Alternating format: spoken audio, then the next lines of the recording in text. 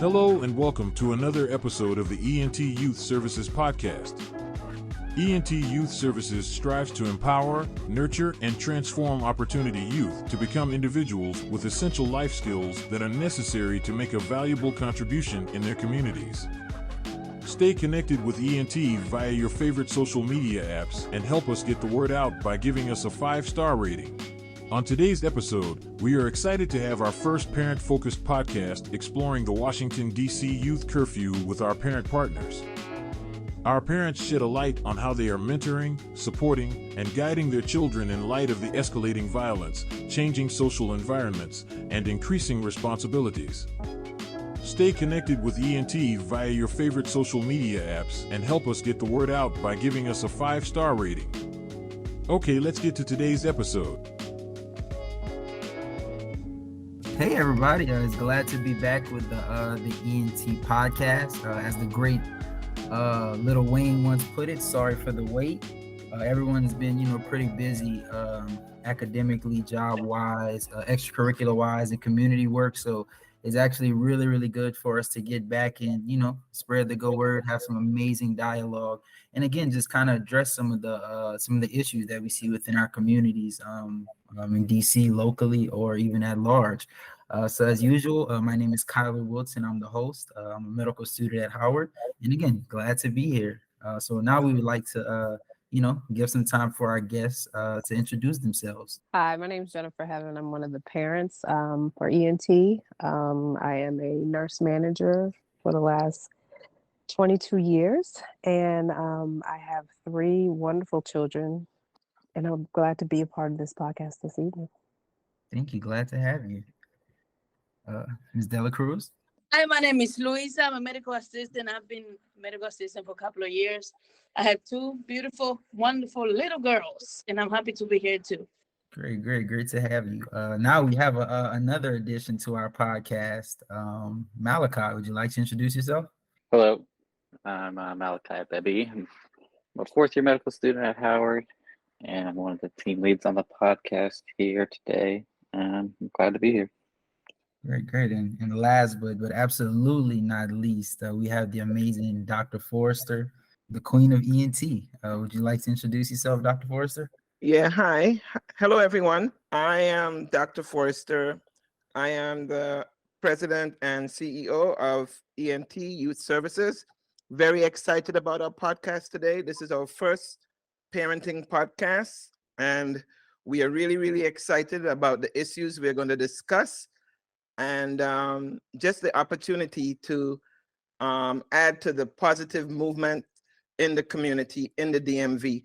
I'd also like to introduce my project manager and / COO of ENT, Miss Devin Watts, who's also a parent here tonight. Hello, everyone. Thank you for tuning in today to our first parent podcast. As Dr. Forrester mentioned, my name is Devin Watts, and I am the Director of Operations for ENT, and I have 4 amazing children. So glad to be on this podcast and get information and share any information as well. Great, beautiful. So again, great to have everyone here. You wanted to go ahead? You have something to say, Dr. Forrester? It's all yours, Skylar. You guys are in very capable hands. Our lead team person for the parents is Heaven Jennifer, and our lead moderator tonight is Kyla. So you guys are in very capable hands. Maybe I'll say a few words at the end, but just very excited about this evening. Yes, ma'am. Thank you. Hopefully we could do you justice. but yeah. So as a couple of our visitors today have said, this is our very first parent podcast, and by that we mean we want this dialogue to specifically kind of be between our host and the parents of some of the children that we aim to mentor and to kind of help as they try to navigate this ever-changing world with all these different things that they have to deal with. This specific conversation is one that, we all are kind of holding very close to our hearts, our souls, and our conscience. And simply because our young people are facing a lot, specifically in the DC DMV area. Recently, It's been released that a curfew. I don't know specifically if the curfew has started yet, but you know, it kind of was announced by the mayor's office due to you know, increased crimes, increased things that are going on in our community that are specifically affecting and targeting our young people. And with the goal of ENT, where we're supposed to be movers and changers within our community, who better else to get input and feedback and thoughts from than the actual parents who are on the front lines trying everything that they absolutely can to make sure that their children are successful. So, you know, kind of to give a vision of, you know, just some statistics and just some numbers, you know, just a slight disclaimer. Some of my numbers are kind of older, you know, kind of going back to around 2020. So on September 1st, it actually began. So we're a month and a half in. This would actually kind of push forward the conversation simply because now we can kind of, you know, also talk about how's the curfew been going so far.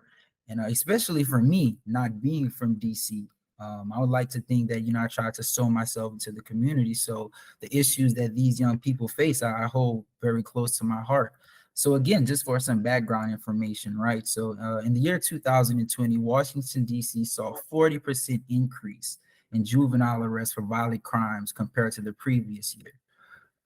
It's also worth noting that the District of Columbia has one of the highest rates of youth-involved gun-related violence in the United States. Homicides among teenagers in the DMV region increased by 62% from 2019 to 2020. A significant number of teen violence incidents in DC are related to disputes on social media and personal conflict, which is something that we spoke about in one of our previous podcast episodes. So definitely, please feel free to check that out as well. And then, you know, even some more daunting numbers. So approximately 40% of teenagers in Washington, D.C. have reported witnessing violence in their communities. 70% of teenagers in the DMV have reported feeling unsafe in their neighborhoods. So again, we can kind of go on and on about all these different numbers and these statistics, but at the end of the day, these are these are things that we live with, live around, and we witness ourselves, right? So while numbers, you know, add context for those that live outside, there is no bigger fact or no bigger substance or foundation than, you know, the human experience.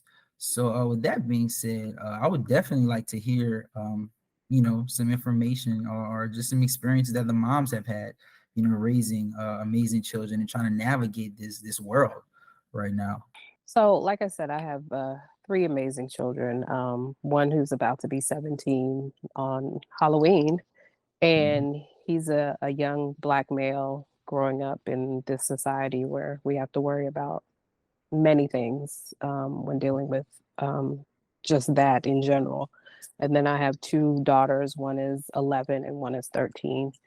And it's a different time than when we grew up, and just navigating the things that come up that we didn't have to deal with, and knowing that, okay, this is the world that they live in now, so we kind of have to change our mindset as parents from the time we grew up and try to navigate the things that they're dealing with and be open to hearing those things that they're dealing with and be able to put our feelings aside and listen to them, because they have the social media, they have just different aspects of life that we didn't have to deal with. And it's hard because you want to be open and allow them to speak their truth and their feelings without being judgmental, but also trying to be that parent that kind of puts your foot down when it comes to certain things and certain aspects of their lives,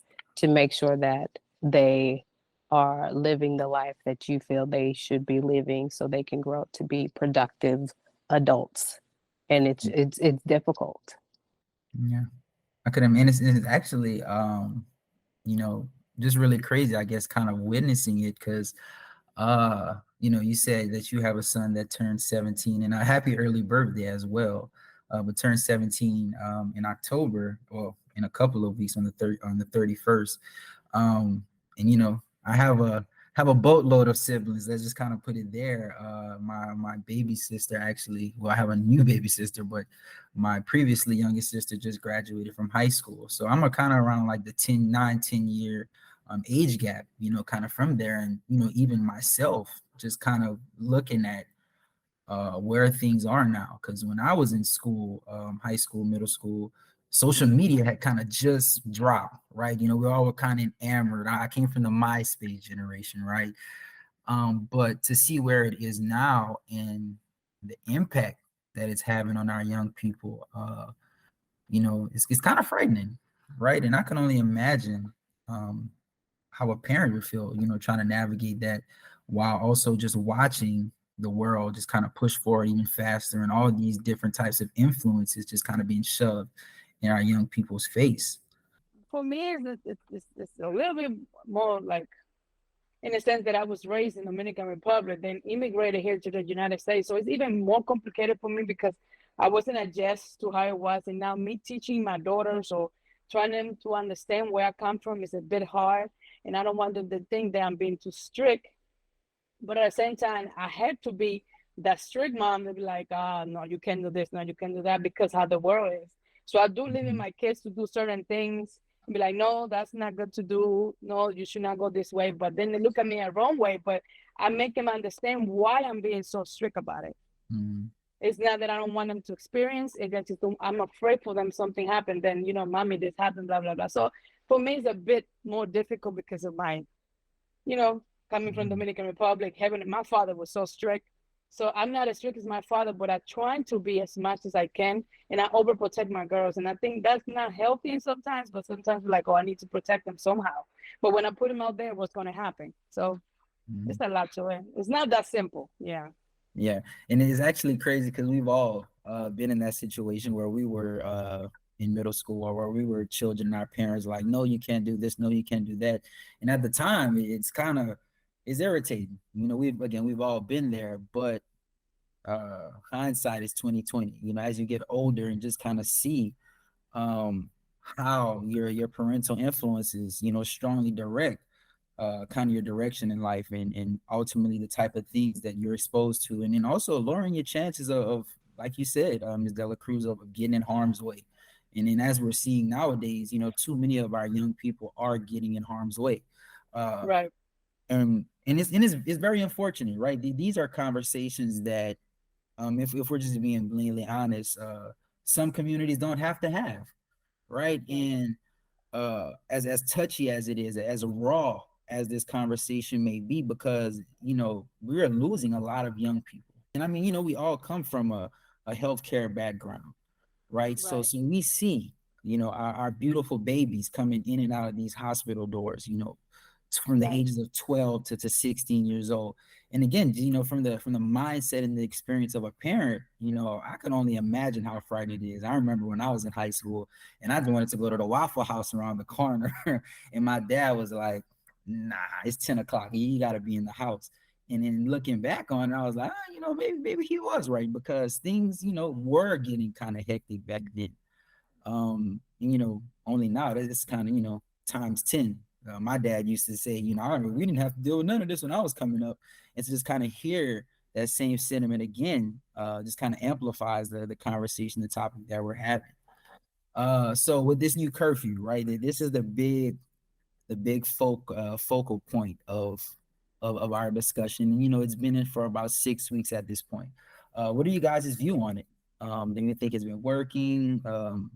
Has some shortfalls, negatives? What are you guys' views on this new curfew? I think this is Jennifer. I think that it's a good thing that has been implemented, but at the same time, the crimes that they're trying to deter our kids from being involved with are still happening in the daytime.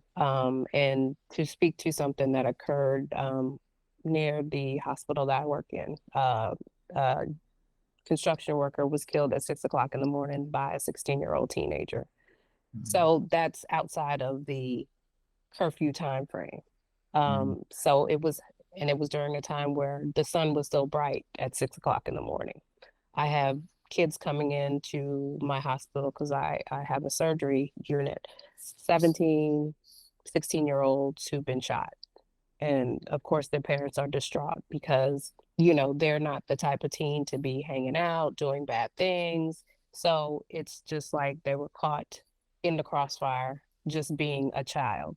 And that's the things that we have to look at. It's not just things don't just happen during these curfews. The teenagers who were killed close to my house, 4 teenagers got killed in a car accident, 14, 15-year-old, because they stole a car. And that happened at 7:30 p.m. So the curfew, I see how it can help, but at the same time, things are happening in broad daylight. So what are we doing about those aspects of things that are occurring with our teenagers during this time frame? I don't know what the answer is. It's just like a blatant, they just don't care. And I don't know, how do we make them care, you know? And like Louisa was saying, you try to keep your kids safe, but at the same time, I'm not trying to have that stronghold over them at the same time. I just started to let my son do things, you know, with his friends and go out and hang out a little bit. But when he gives me the overview of what the experience was, and I'm just like, well, you know, that wasn't a smart decision. You know, things that have been happening. You were in a group with, you know, maybe 60, 70 teenagers of Black and brown kids. You know, things could have been different, you know, because just of that environment. Not that you all were doing anything wrong, but just the aspects of how this world is. And when the police come, and, you know, anything could happen. So it's having that conversation about something he may have done, and having him understand how he needs to make better decisions, not just because he's doing something wrong, but because of the environment he's in, and he doesn't know what they're doing or what they're about. And I think that also, you know, again, thank you for that, because that kind of touches on that human experience that we kind of wanted to paint the canvas for listeners about the things that, again, are going on. And is really, I don't want to say crazy, but the conversations change a lot, you know, when it comes to, like you said, Black and brown children. I still, you know, vividly remember the conversation having with my dad after the Trayvon Martin verdict, right? And how do we as young Black, not only just, you know, young Black people in general, but young Black men specifically, right? Like, how do we navigate that? You know, your son is out just, you know, having a good time with his friends. And, you know, a lot of times we're starting to see these instances where, you know, just out having fun with your friends and minding your business is just kind of going in the wrong direction. And you asked a very key question: how do we go about solving this problem? And that kind of keys me to my next point. And I would love input from everyone on this one, but what do you guys think are the key movers of solving these issues? I'm a big proponent on education, right? Because I come from a family of teachers. My mom was a teacher. My dad is a principal, assistant principal right now. My stepmom is a teacher. So, you know, and education has always been, you know, strongly emphasized in my household, but it's kind of gotten to the point where simply relying on specifically education isn't going to solve every single problem that, you know, we're seeing right now in our community. So what do you guys think are potential ways to kind of get us out of this rut? Plain and simple. That question is kind of, it's a big emphasis, but you have to realize not everybody wants to go to school. Yeah. Not everybody wants to study. People want easy money. My father was telling me, if you start working and you go to school, you're gonna forget about going to school. So nowadays, kids just want to buy the new Jordans, the best clothes there is, the best, you know, it's just a bit hard. Sometimes kids do understand that they have to go to school to be somebody, to do something for themselves, to grow. But some kids be like, I don't need that. All I need is a car, some money, and some new shoes. You see what I'm saying? So all depends on the background, how much. It's like you have everybody's a teacher, so you understand going to school is important. But other parents don't care. Some kids come to their house. Parents don't even pay attention. What are they doing? So everything is within the house. So if it's not working in the house, what kid's gonna do? Oh, they're gonna make easy money because it's not coming from the house. So I have to look at that perspective. And like I told my oldest daughter, Emily, about to graduate, she said, you don't need to work. If you study and you bring me good grades, I got you. But if you start doing your own thing, you out of here. I'm being honest. So At the end of the day, all depends on your kid and how much they want it. It's how much you want it, how much you need it, and if you think you need it. That's my thought about that. And then, Kyler, it goes also to the education and the availability of the education in certain areas that they live in.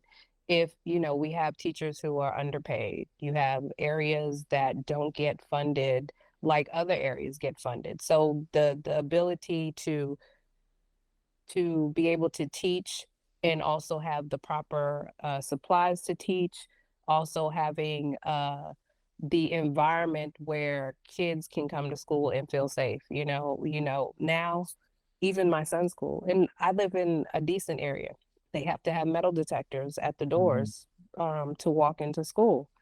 And it's just like you think about that. It's just like metal detectors to go to school. Like what type of world are we dealing with when we have to have metal detectors for our kids to go to school when school was supposed to be a safe space for them?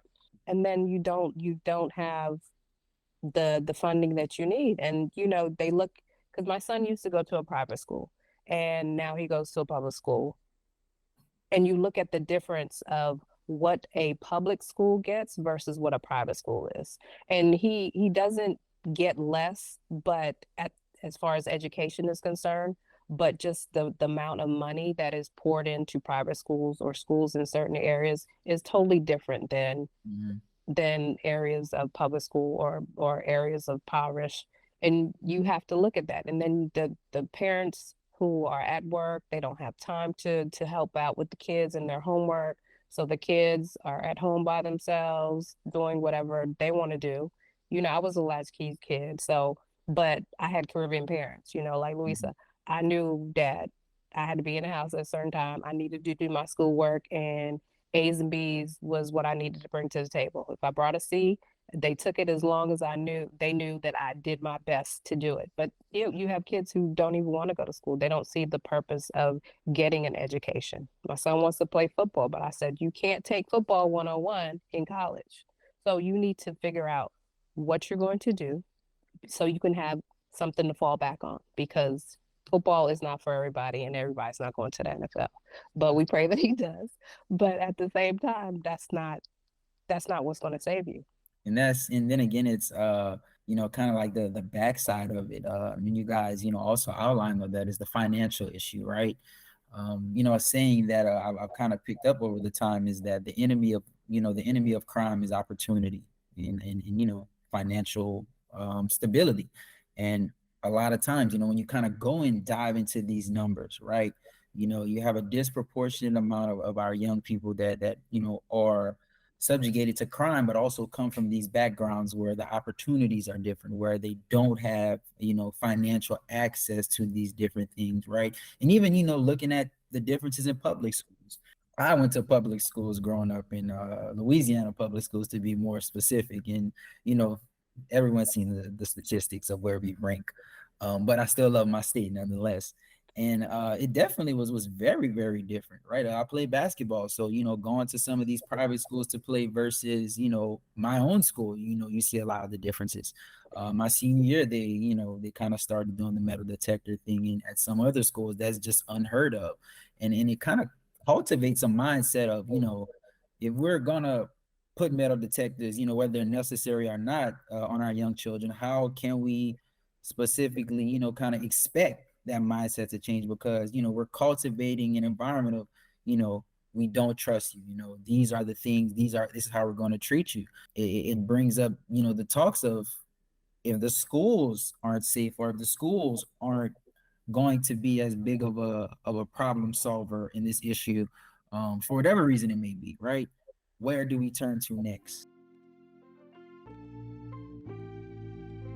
Hi, my name is Diallo Watts, and I am a part of the ENT Youth Partners. I just wanted to insert a short interruption to tell you about our sponsor.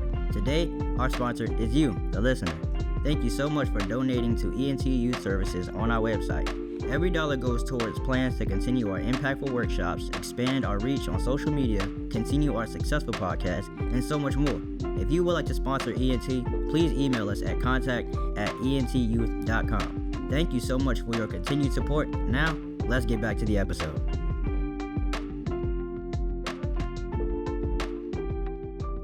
And I would also like to add to, just going back to, what Louisa said, that, education is not for everyone. So, and I had an example with my older daughter when she was in her first year of Morgan, and it was right when the pandemic happened. And they had to be home. She had to come home for like the last part. And so her second year is when she did mainly from the house.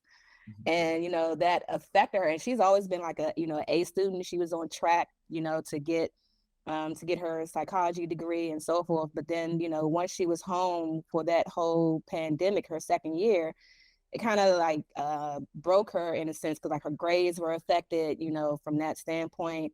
And it kind of gave her, I guess, the lack of drive to complete.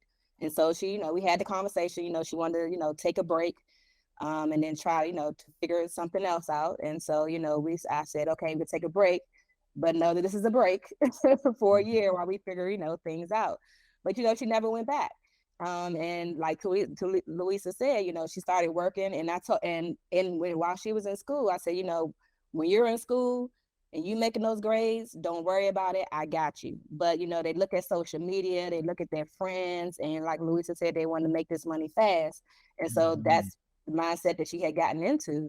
And then she started working, and, she started working. I'm like, okay, well, you making your own money, then you got to pay for your own things. And so life started lifing, and, 2 years later after that, she's like, man, like, I should have stayed in school, and just the rushing aspect. And then going back to what Jennifer says, the communication, like we have to communicate with our children for, have those hard conversations. I have a 15-year-old, and she is my most challenging child. She keeps me on my toes, and I learned through her, and I learned that, I consider myself to be a pretty liberal, as well as I handle my household in like a diplomatic way. So we have a lot of conversations. So I hear, I encourage them to say what they're feeling, whether it be good or bad. Tell me the stories. Like Jennifer, like you say with your son, your 17-year-old, you let him go out, and, he comes back with these stories, and it's like, okay, well, you shouldn't have done that. But for him to be able to come back and tell you is big, because a lot of kids, I don't want to say kids, but a lot of children, they don't have that relationship with their parent to where they feel safe to even have those conversations. Like Dakota, she's 15, and she went to a house party, and then she came back and she was like, yeah, I kissed a boy. And I'm like, so I had to regroup, because I was about to, go off on her, like, you 14, 15, why you kissing? But, just understanding, that's where they are in life, and just thinking back to when I was 15, I'm glad she's not doing half the stuff I was doing at 15. So, I have to take a step back and internalize stuff, the conversation within myself, and then let her have the conversation. And I'm like, okay, all right. I'm like, but so, learn from that. Cause she's like, I kissed him, and then he was talking to some other girl. And I'm like, learn from that. I'm like, so what was the learning experience that you had from that? And this is why I say you should wait on these things, because some people don't have the maturity level, that they want them to have, or you may think they have. So, and just, and just finding passions. Like with my 17-year-old, he's getting ready to graduate from high school. This is his last year. And he's like, I don't know what I want to do, Ma. And he's like, he's a straight A student, but he doesn't like school. And, and it's like, he's like, I don't know if I want to go to college because I don't like it. And so I was like, well, he doesn't, know, exactly what it is that he wants to do to know that he wants to study. So we came up with a plan, and I said, okay, well, and I tell him and all my children, I say, first thing that you have to do, and I wish someone would have told me this and even given me the support, is that find a job, not just for the money aspect, but something that you enjoy doing. Because when you work in your passion, it doesn't feel like work. It's like you're getting paid for a hobby. So, I'm just having all those conversations, that most parents, like I know for me, you know, growing up, no one had those type of conversations with me when I was their age. So, you know, I look at breaking the cycle from that standpoint. It was like, okay, well, what could I do different that I needed when I was a child for my children? And that was one of the things, like, you know, had those conversations. And, you know, another example, and I won't go for too long, but one other example is with Dakota. You know, she suffered a lot with her academics. She deals with ADD, and then she's a social butterfly, so she couldn't find the balance between her academics and her social life. So after ninth grade, she had to go to summer school. 2 classes she failed. She had to go to summer school. And I told her, I said, in summer school, I was like, you know, we're going to homeschool for the 10th grade year, because I need you to understand your priorities, and your priorities when you go to school is not your social life. So, you know, we did that. So, you know, I've started homeschooling her at the beginning of the school year. However, she had a conversation with me just a couple of weeks ago. It was like, Mom, you know, I don't feel like I'm learning anything from the homeschool. And I say, well, Dakota, your grades say different, because, you know, she's maintaining a 3.330 GPA, and which she, you know, in regular school, she was doing, you know, 1 point something GPA. So I'm like, you know, your grades say different. She's like, well, I cheat. And I'm like, okay, that's not okay, but thanks for telling me. And, you know, I'm like, well, and then she told me that, you know, she cheated when she was in school too, but she still didn't get the grades.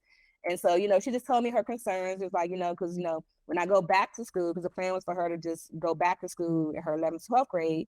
And she was like, once I go back, my fear is that I won't be able to pass the test, the placement test, and it'll hold me back further, because I don't feel like I'm learning anything. So, you know, we've had weeks of that conversation back and forth. I told her I think about it once. Then, you know, she was talking to her siblings about it. They talked to me about it. So, you know, we've had those conversations. It's not just, I'm your parent, this is what I say you need to do it, or, you know, it's my way or the highway. Like, we have to understand that it doesn't always relate to that, because our children these days, I think, are far more vocal than when I was growing up, at least from my experiences. Like, we couldn't talk back. So whatever our parents said had to be, then that's what it was. So, and, you know, some folks it helped, and, you know, some it hindered them in a bit. So, you know, just being able to have those hard conversations without being judgmental, like Jennifer said, you know, letting their voice be heard, so that you know what they're going through, so that you can help them navigate through those issues. And then you can have an understanding, you know, as a parent, of what they're going through, so that you can know how to, like, what more to pay attention of as a parent. So that's just my 2 cents. Yeah, definitely. And you guys all, like, you know, you pointed, I think you each, you know, spoke about this specifically. And this is also something that's even happened where I'm from, right? Where, you know, you have people simply just, again, don't want to go to college. It's not due to lack of intelligence, not due to them being late. Like, some people just don't want to do it. And I think that it could be a mixture of loss of resources, but also this new social media kind of emphasis. But we don't provide our young people with access to these different, you know, careers outside of just simply forcing college down their throats, right? We used to have a career center in my high school where, you know, people that wanted to be barbers, cosmetologists, I think welders, and a couple other electricians, a couple other different trades were readily offered to the students. And I don't even think they have that anymore. So what do you, like, how do you guys think that we could kind of motion more towards actually kind of building the confidence in the understanding within our young people that, hey, like, if this isn't what you want to do, there are a plethora of other options where you can still be successful and, you know, live a life, as it was mentioned, where, you know, you're working or you're getting paid to work a hobby. I think as parents, you know, we may have to do a little more legwork when it comes to that, especially, you know, like you saying, a barber or welder, or, you know, kids are being entrepreneurs now. You know, my daughter, my youngest, she dips into everything. She likes to cook. She likes to do nails. She can do hair. She's only 11 years old. So it's just like, feeding into those little things. It's like, Mom, can you buy me this hair doll so I can do, and it's feeding into those things because yes, I would love her to go to school and I believe she will, but she doesn't necessarily like school either. So I'll feed into these things that she likes to do. Or if you know somebody who is a barber, or you can call your local barber and say, like, I have a son, he's thinking about doing this, is it possible he can come by a couple hours and just watch, or is there somebody who can, give him some hands-on training? Or if I knew guys who I grew up with who just cut hair, their boys' hair. So it's just like, do you know a friend who does it just on the side in general? And it's doing that legwork as parents to kind of feed into their goals, or giving them different things to do, even if they don't know what they want to do. Hey, why don't you try this, or try this? You don't like that? Okay, we'll try this. How about if you volunteer here? Just that's the I guess the option that we have as parents when it comes to those kids who don't really like school or don't want to go to school, just to give them an option so they're not on the street trying to get fast money. I agree, Jennifer. Like, feeding into it is a big thing. I have a entrepreneurial spirit, so I'm a hustler at heart. So I'm one of those parents that, like, I'll see a passion. Like, for instance, my youngest daughter, she does nails. She started in the beginning of COVID. And she has a full business, successful business, just doing nails because I fed into it. I was like, okay, you want to try something? And like, she asked me, she's like, Mom, I have an interest in doing nails. So, I started off with a small kit, and then she got better in practice and got better in practice. And then now we going making real supply runs at the nail supply, on a daily basis. And she has, standing appointments, outside of her school time. So like you said, feeding into it is big, and just being aware, because you may have children who won't tell you, or who don't even know how to express what their hobbies are. So if you looking at your child, and you can say, okay, well, I noticed that you have an interest in this, letting them know, like, the type of careers from that interest, from that hobby that you can delve into.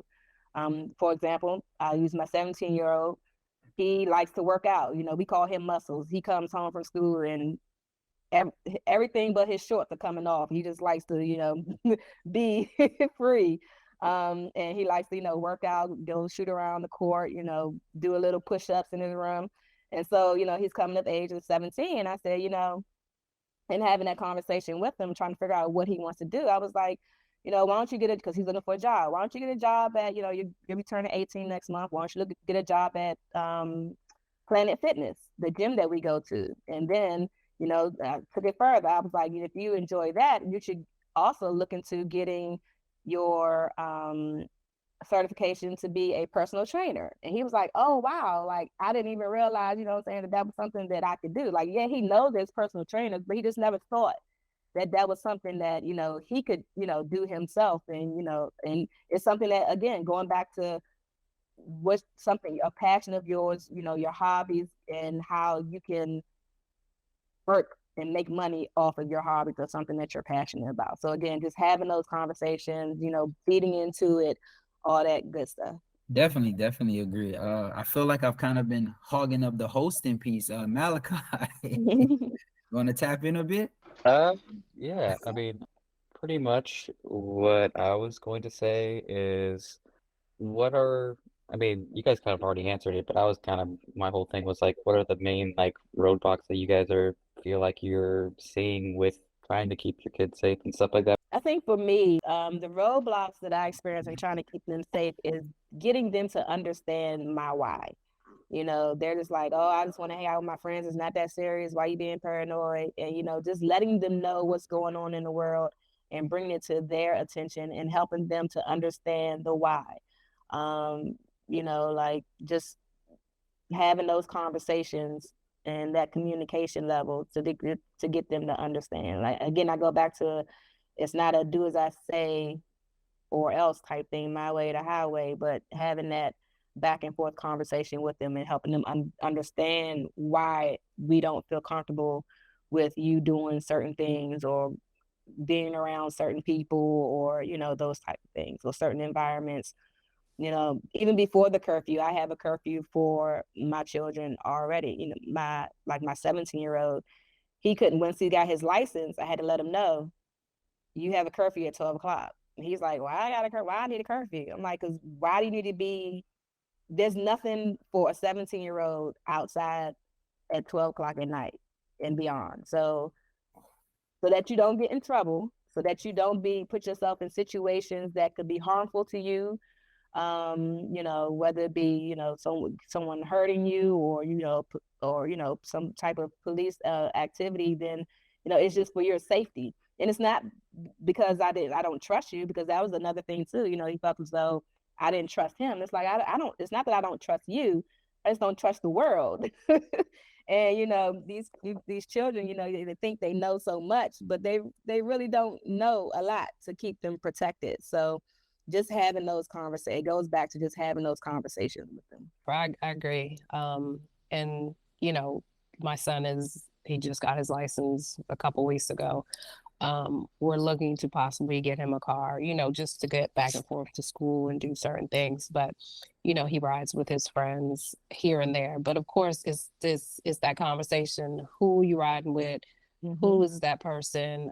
Do they have a license? You know, I only let him ride with certain people at this point because he has to be mindful of what they're doing as well. And it's every day. You know, you don't get in a car with somebody who's been drinking. You don't get in a car with somebody who's been smoking. And just trying to have him understand. And when I've told him no on certain instances, he's just like, okay, Mom, I know you weren't gonna let me go because of the scenario. So I understand. So it's he understands, but you know, a child will be a child and they still want to do things and hang out and be with their friends. And just bringing it back to the curfew, and the kids that were killed in the car accident, which was literally, when I say it's like 2 minutes up the street from me, and I drive that street every single day, and I see the balloons and flowers by the tree that the accident happened. And, you know, I talked to him about these circumstances and instances of things happening and, you know, why the curfew is out. And, you know, just he understands. But like I said, it's just them being kids, and they just want to be kids and not have to have all these restraints based on what the world is today. And, you know, our kids just can't be kids anymore, and it's hard. Just agreeing that, yeah, that makes a lot of sense. Like, I don't even remember, like, if I had a specific curfew, even for me growing up, but there was nothing I could do after a certain time anyways. But I didn't have a car until I got to college, so it was very different. But thanks for sharing. Yeah, young listeners, please do not bully me. But up until I want to say my junior or senior year in high school, I want to say my junior year, yeah, I had to be in my room in the bed at like 10 o'clock. My dad did not play that. Oh my God. I still get PTSD thinking about it. And then you know, once because I didn't turn 18 until I got to college, so that also was another thing, right? Every time I say I'm a senior now, he's like, but you're not a man yet. So that always was kind of like a point of contention. But I definitely agree, because again, my parents were the same way as well. You know, oftentimes I think it was up until I had a older cousin who's kind of raised as my brother, up until he kind of started driving. Yeah, my parents, they would make it their business to come, you know, pick us up, and then rarely, if ever, you know, was I allowed to you know, kind of just ride with some of my friends. It was different from my younger siblings, but for me, they were very hard on the line. But yeah, the next question I have, and this is just kind of tied to some of the previous episodes that we had, where we invited you know, police officers, you know, just different move makers within, you know, the DC metropolitan area. And what role do you guys think that law enforcement or even our local politicians, you know, play in solving this issue? I think we all agree that a curfew is like, you know, kind of putting a Band-Aid on a bleeding artery. right? Because the crime is still happening in pure daylight, and the demographic is kind of still the same demographic that we want to save, and that we're really, really trying to work to find a solution. So what role do you think that these two entities play in kind of continuing to fix this problem? I agree. This is Jennifer. I agree with it being a band-aid over basically a gunshot wound, no pun intended. But because we're all strapped for staffing, there's, in the medical field, nursing, there's not adequate nurses, there's just none out there to hire. So we're short staffed. And I know the police department is short staffed all over, different areas in Maryland are offering bonuses just for you to come on to the police force. And they never used to do that but they're just so desperate for staffing that they need it. And then you have other crimes going on, and then trying to maneuver curfew for these children, and out there looking to see, okay, stopping these kids, are they of age, are they not of age, dealing with all of those things. I think it's just it's hard. So it's like, what task force can we implement or have out there to help the police officers? There's we hear about the bad cops, but there's a lot of good police officers out there every single day, working, trying to get home to their family safe. And do they want to put themselves in harm's way? Because like I said before, these some of these children don't care, so they're going to do whatever they want to do to whoever they want to do it to. So do I need to waste my time dealing with these children versus dealing with other crimes that are out there? And I think DC offers a very, very unique situation, right? Because I've never seen this many minority police officers. And I mean, again, I do come from the rural South, so that that definitely could play a part in it. But I feel that, that element of familiarity, right? And that's something that the police officer spoke about before, is that, they come from these communities. They've had friends who were into a lot of the same things that these kids are, right? And that was kind of like one of the reasons I asked the question, is because I firmly believe that, that association, it provides a specific segue for them to get involved if the necessary resources, kind of present themselves. Right. There are police officers who, deal with the community that they grew up with. So these adults, these children, they know them, and they're there, and they're offering, help and love, and not just, I'm here to bust you on whatever the case may be. They're also mentoring these individuals in their community, so that these kids can see, yeah, I'm not the best student, but this individual cares for me and looks out for me and wants the best for me. I don't have that at home, or my parents aren't there enough to offer these things that I need, but these cops are here, boots on the ground, walking the community, to let them know that they're there for the good and to weed out the bad at the same time. And Jennifer, you touch on something that's good too, because it's like, you say that the cops, they're there, they're living in the community and working in the community, but also there's a lot of police forces that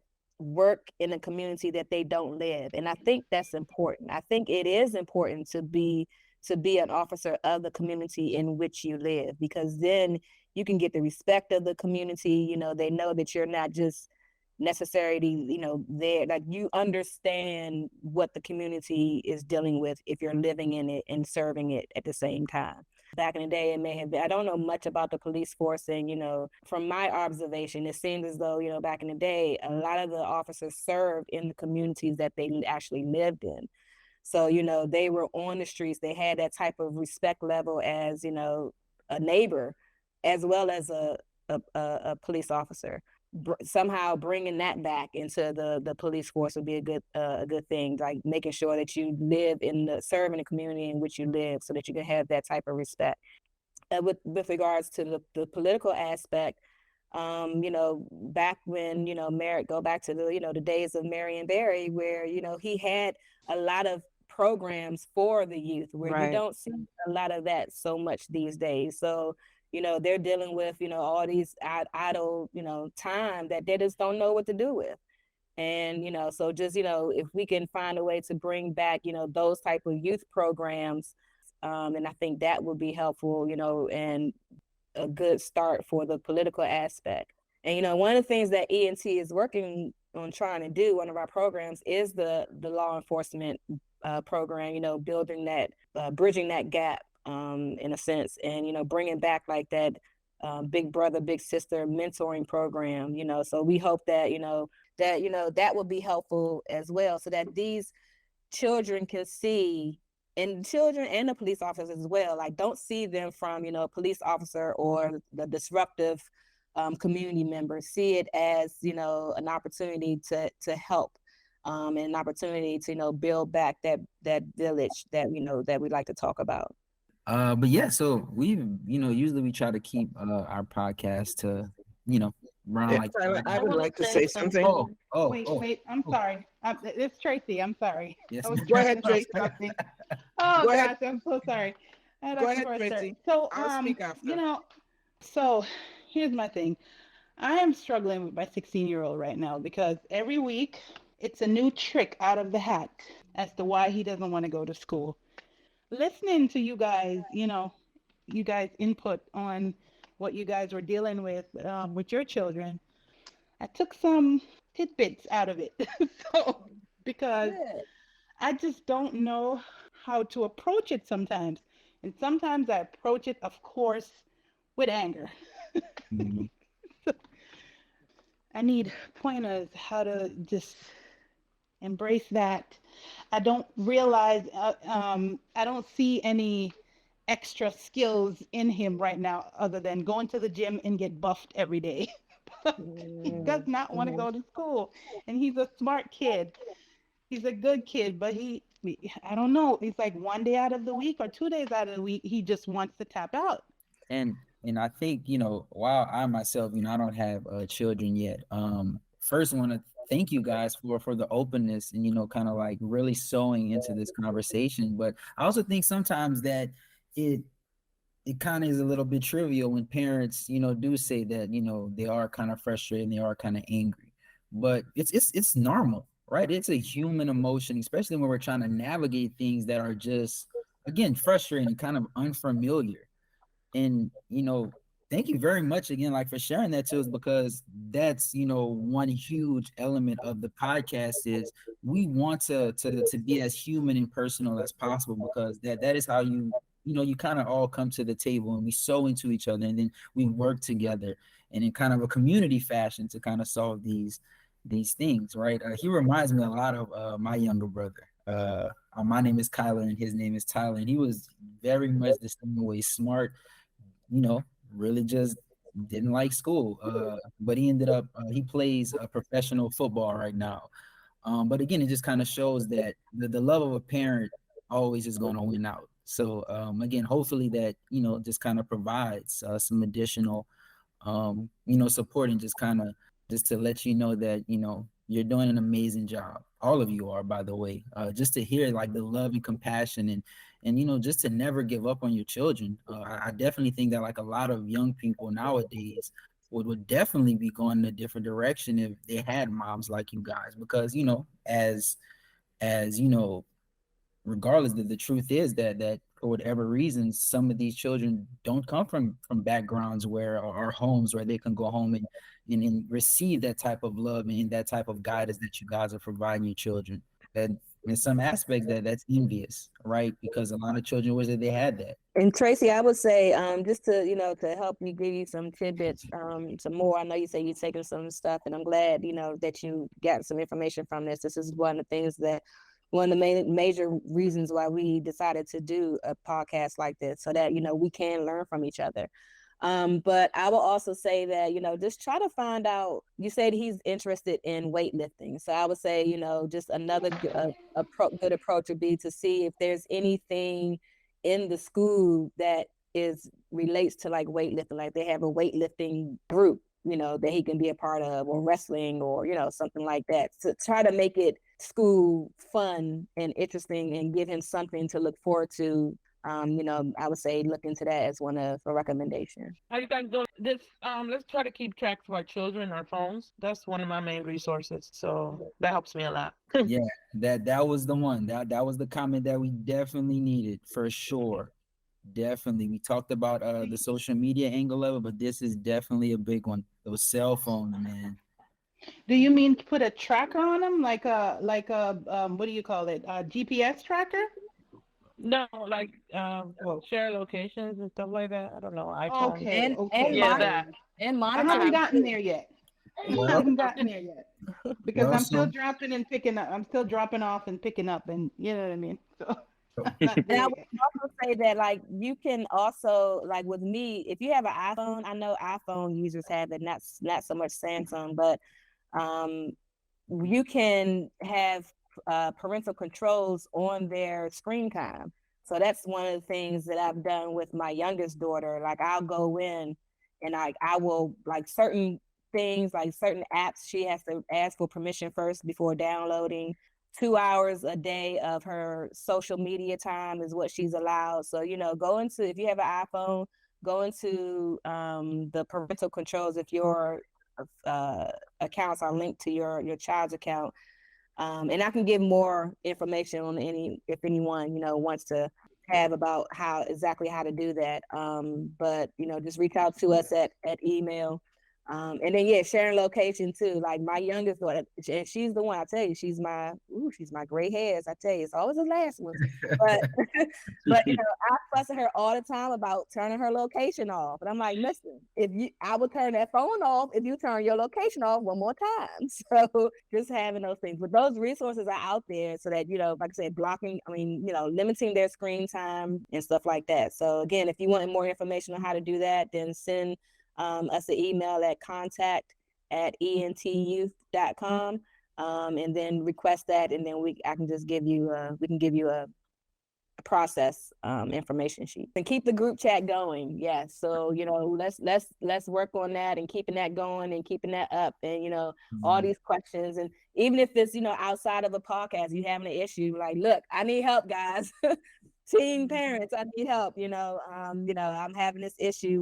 What are some suggestions? So let's use it for that. We don't have to wait to just have these podcasts and have these conversations. I'm just in a lucky position that I know all these kids and I love them. I'm a pediatrician in the DMV, and I've helped raise all these kids. And it's also, I almost had to hold myself back. It brought a lot of tears to my eyes tonight. I'm so proud of each and every one of you on this podcast, our first parent podcast. This is great stuff. The good thing about it is this is going to be a podcast that's running every other week, but the conversation is not going to stop. Mm-hmm. Heaven is our lead parent here, and I want this conversation to continue. You guys get in a group chat, text each other, whatever you need. We have some experts, call on the experts. We have doctors, we have psychiatrists, we have engineers, we have phenomenal students. We just have good people who really care, and we care. We here at ENT, we really care about what happens. And we believe in the village concept, right? We just gonna have to pull our village together, all right? And we're gonna have to be here for each other, and we're gonna have to be here for the community. All right. So this is, like I'm saying, I'm choked up. Kyla and Malachi are phenomenal as always. I don't have words. They know how I feel about them. But the parents, you guys on this chat today, man, I tell you, hats off to you. Don't stop. Loss for sure. Yeah. Don't stop. Don't stop. We all here. We here with you, Tracy. We here with you, Heaven. We here with you, Louisa. We here with you, Devin. And we here with all of you parents in the DMV. ENT Youth Services, it's our mission. We are going nowhere, and we're going to do whatever we have to do. All right. We promise you that to help you, get a solution to this problem, because it's real. Okay. It's real for us. It's real for law enforcement, and it's real for our kids. So this was just an absolute amazing first start. And I just want to, from the administration and from the board of ENT Youth Services, thank each and every one of you for participating today, and get ready for the next one. I think the next one is in 2 weeks. So I'm going to let Kyla close. Yeah, that's, I really don't have much to add from there. I think Dr. Forrester did the best close possible. I don't think I could touch it. So, if it ain't broke, I won't fix it. But again, thank you all for being here today and, taking part in this conversation. As Dr. Forrester said, this is just the beginning. The goal is to specifically include parent podcasts, within the framework of what the ENT podcast is, while also still having some with the teenagers as well, and also bringing in guests. But this conversation, we definitely want to consider. I also had a couple of questions, and we can, I guess at this point, we're going to have to make it a 2-part series, like we've done previously with some other podcasts. I also put down for the next episode, we're going to go into a conversation about cell phone safety, social media, and, again, how they're affecting our young people. But this is the ENT podcast. We had an amazing episode today, and we're going to continue to get better and better. So again, thank you for everyone for joining us today, and we are signing off. Thank you for joining us for the ENT Youth Services podcast. We hope you were able to be empowered, nurtured, and transformed by our conversations today. If you want to learn more on this topic, head over to entyouth.com for additional resources and stay connected with us via our social media channels on Facebook, Instagram, and LinkedIn. If you liked this podcast, we would appreciate a 5-star rating to help us get these episodes out to the people who need it most.